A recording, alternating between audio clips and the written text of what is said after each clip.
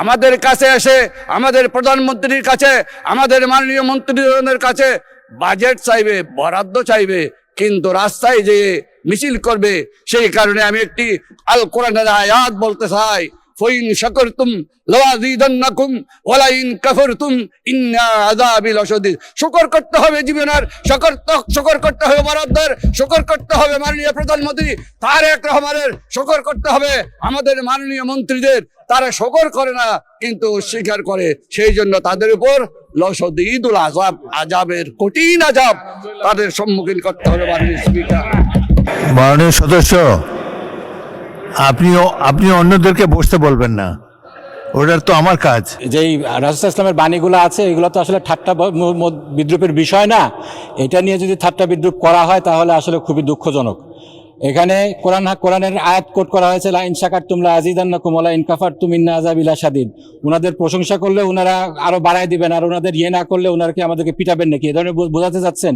Line শাকারতুম লাযীদান্নাকুম ওয়া লা in কাফারতুম ইন্না আযাবি লাশাদীদ, যেটা উনি বলেছেন সেইটা প্রাসঙ্গক্রমে বলেছে।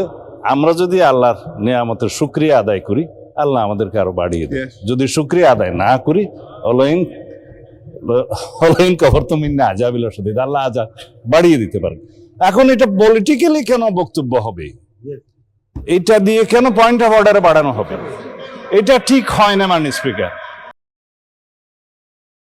মাননীয় স্পিকার, আপনাকে অশেষ ধন্যবাদ। আজ এই মহান জাতীয় সংসদে আমাদের নেতা মাননীয় প্রধানমন্ত্রী জনাব তারেক রহমান এবং সকল সংসদ সদস্যদের উপস্থিতিতে 2026-2027 অর্থ বছরের প্রস্তাবিত বাজেটের উপর বক্তব্য রাখার সুযোগ পেয়ে আমি মহান আল্লাহর দরবারে শুকরিয়া জ্ঞাপন করছি। মাননীয় স্পিকার, 2026 সালের অবাধ সুষ্ঠু অংশগ্রহণ নির্বাচনের মাধ্যমে গঠিত বর্তমান সরকারের এটি প্রথম পূর্ণাঙ্গ বাজেট।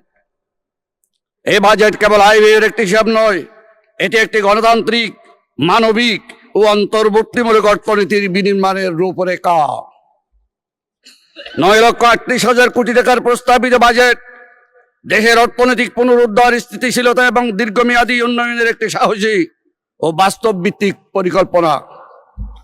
সামষ্টিক অর্থনীতির ভারসাম্য ফিরিয়ে আনতে বাজেটে রিকভারি, রেস্টোরেশন এবং রিকনস্ট্রাকশন, এই 3 আরের কৌশলকে কেন্দ্রবিন্দুতে রাখা হয়েছে।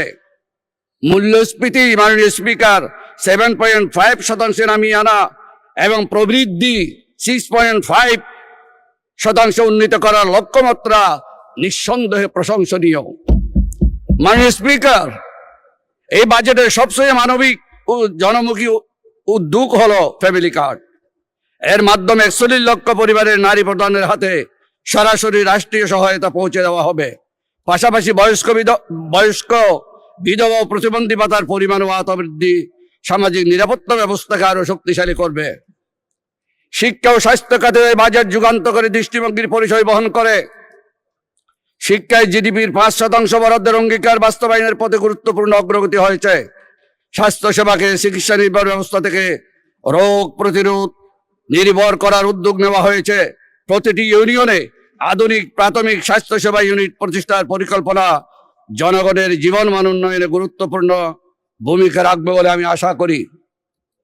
মাননীয় স্পিকার, কৃষি আমাদের অর্থনীতির ভিত্তি।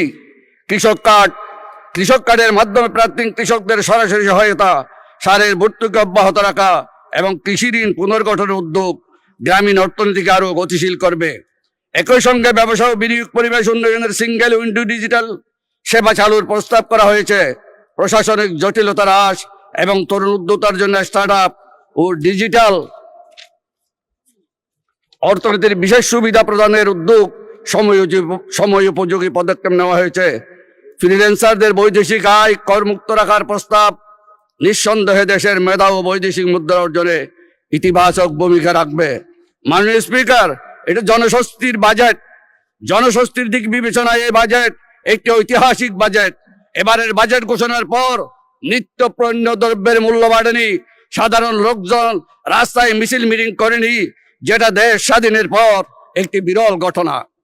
চাল, ডাল, তেল, নুন, পেঁয়াজ, রসুন, চিনি সহ 60টি নিত্যপণ্য মৌলিক কৃষি পণ্য আমদানি ও সাপ্লাই চেনের বিভিন্ন স্তরে উচ্চকর যথাক্রমে 5%, 2% ও 1% থেকে কমিয়ে 0.5% আনা হয়েছে, যার ফলে বাজেট ঘোষণার পর দ্রব্যমূল্য বৃদ্ধি পায়নি, জনগণ হতাশ হয়নি, বরং স্বস্তিবোধ করেছে। মাননীয় স্পিকার, খালি আমাদের ডান পাশের বন্ধুরা কেন সেদিন মিছিল করেছিল জানতে পারি নাই। মাননীয় স্পিকার, আমাদের কাছে এসে আমাদের প্রধানমন্ত্রীর কাছে, আমাদের মাননীয় মন্ত্রীদের কাছে বাজেট চাইবে, বরাদ্দ চাইবে, কিন্তু রাস্তায় যে মিছিল করবে।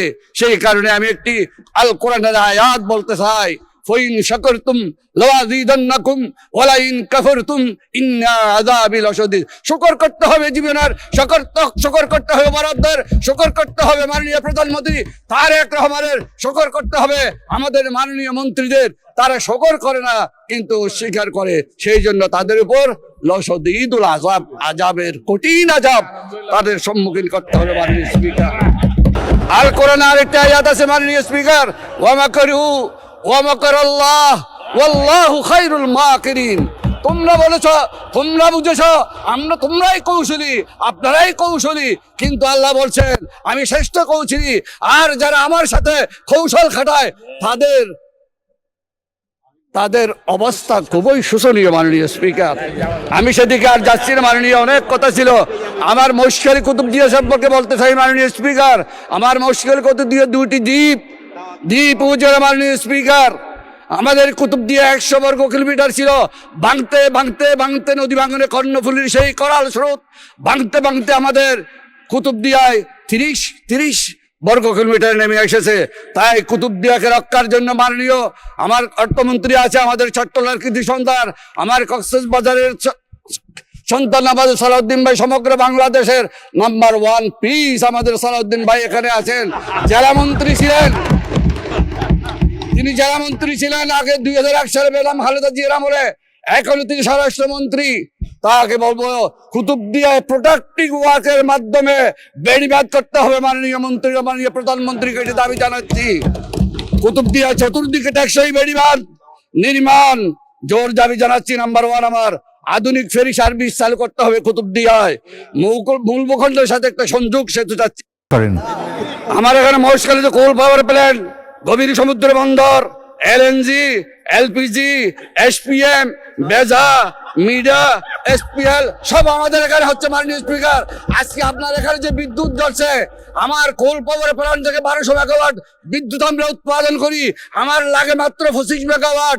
আর আপনার সমগ্র ন্যাশনাল গ্রিডে আমার বিদ্যুৎ যাচ্ছে, অথচ আমাদের কক্সবাজার সহ আমাদের মহেশখালীতে অন্ধকারে থাকতে হয়। এটা কেমন নীতি? এটা পরিবর্তন করতে হবে মাননীয় স্পিকার। 5 লক্ষ মহেশখালীবাসীর আরেকটি দাবি, আমি আমাদের নেতারা এখানে আছেন, আমাদের মন্ত্রী, মাননীয় মন্ত্রীবর্গরা, আমাদের মহেশখালী কক্সবাজার সেতু দিতে হবে। একটা সেতু দরকার মাননীয় স্পিকার। আমরা আর কত মরবো সমুদ্রের স্পিড বোটে আর ডেনিস বোটে, আমরা আর মরতে চাই না। আমাদের মহেশখালী কক্সবাজার সেতু দরকার মাননীয় স্পিকার। লবণের দাম বাড়াতে হবে। এখানে বাণিজ্য মন্ত্রী নাই, আবার লবণ আমদানির পায়তারা শুরু হয়েছে। আমরা যেখানে লবণ বিক্রি করি আমরা পার মন 600 টাকা আমরা দাবি করেছি। মাননীয় প্রধানমন্ত্রী সেদিন বলেছেন, আমাদের মন্ত্রী ছিলেন, 600 টাকা আমরা পার মন, আর আমরা খাচ্ছি 1600 টাকা পার মন, 40 টাকা করে কেজি খাচ্ছি। সেজন্য লবণের দামটা আমাদের নিম্ন পর্যায়ে 600 টাকা করা হয়। মহেশখালীর মিষ্টি পানকে জিআই পণ্য উন্নীত করতে হবে। মাননীয় স্পিকার, আমাদের মেইন লাইন ছিল 96,000, মহেশখালীতে 42,000 একর অধিগ্রহণ করা হয়েছে। আমরা যাব কোথায়? আমরা উদ্বাস্ত হতে চাই না মাননীয় স্পিকার। আমাদের মাথার বাড়ি দলগড়া মহেশখালী, আমাদের কালামরছড়া ওয়াহনক যারা আছে, সেই জনবসতিকে সম্পূর্ণ রেখে আমাদের মহেশখালী কুতুবদিয়াকে অগ্রগতি দিতে হবে মাননীয় স্পিকার। আমাদের লোকেরা চাকরি পায় না, চাকরি পায় আমগু দেশের লোকেরা। এটা হবে না। মহেশখালী মাথার বাড়ি এবং দলগড়া লোকদের চাকরি দিতে হবে, মহেশখালী লোকদের। আসলে মাননীয় স্পিকার, কোরআন হাদিসের আয়াত এবং যেই রাসূল ইসলামের বাণীগুলো আছে, এগুলো তো আসলে ঠাট্টা বিদ্রুপের বিষয় না। এটা নিয়ে যদি ঠাট্টা বিদ্রুপ করা হয় তাহলে আসলে খুবই দুঃখজনক। এখানে কোরআনের আয়াত কোট করা হয়েছে লা ইন শাকারতুম লা আযীদান্নাকুম ওয়া লা ইন কাফারতুম ইন্না আযাবি লাশাদীদ। ওনাদের প্রশংসা করলে ওনারা আরো বাড়ায় দিবেন, আর ওনাদের ইয়ে না করলে ওনারা কি আমাদেরকে পিটাবেন নাকি, এ ধরনের বোঝাতে যাচ্ছেন? এটা তো আসলে ভুল ব্যাখ্যা হচ্ছে, এটা খুব ভুলভাল বিষয়। এ ব্যাপারে রাসূল সাল্লাল্লাহু আলাইহি ওয়াসাল্লামের কঠোর সতর্কবাণী এসেছে যে এইগুলা বিষয়ে ঠাট্টা বিদ্রুপ করার বিষয় না। আমি মাননীয় প্রধানমন্ত্রী যখন ছিলেন আমাদের দেশনেত্রী বেগম খালেদা জিয়া, সেই সময়ের একটা জাস্ট খালি ঘটনা উল্লেখ করছি। সেই সময় শাহবাগের সময় কোরআন হাদিস নিয়ে অনেক বিদ্রুপ হচ্ছে, ঠাট্টা তামাশা হচ্ছে। সে সময় একটা চিঠি লেখা হয়েছিল, সেই চিঠিটা নিয়ে যখন আমরা গেলাম তিনি বললেন কোরআনের একটা আয়াত সূরা তওবার একটা আয়াত তোমরা যোগ করতে পারো না? কুল আবিল্লাহি ওয়া বিআয়াতিহি ওয়া বিরাসূলিহি ইস্তাহজিউন। এখানে তোমরা কি আল্লাহর আয়াত, আল্লাহকে নিয়ে, আল্লাহ রাসূলকে নিয়ে, আল্লাহর আয়াত নিয়ে তোমরা ঠাট্টা মশকরা করছে? তো এটার জন্য যদি তোমরা করো তাহলে তোমাদের অবস্থান হবে জাহান্নামে। তো এই জিনিসটা আমাদেরকে খুব সতর্কভাবে নিতে হবে। কোরআন হাদিসের ভুল ব্যাখ্যা, কোরআন হাদিসের এরকম অবমাননাকর কিছু বিষয়, এগুলো আমাদেরকে কোনোভাবে করা যাবে না। এটার ব্যাপারে আপনার দৃষ্টি আকর্ষণ করছে মাননীয় স্পিকার। চেঞ্জ টিভি.প্রেস, এক ফোঁটা হলুদও নেই।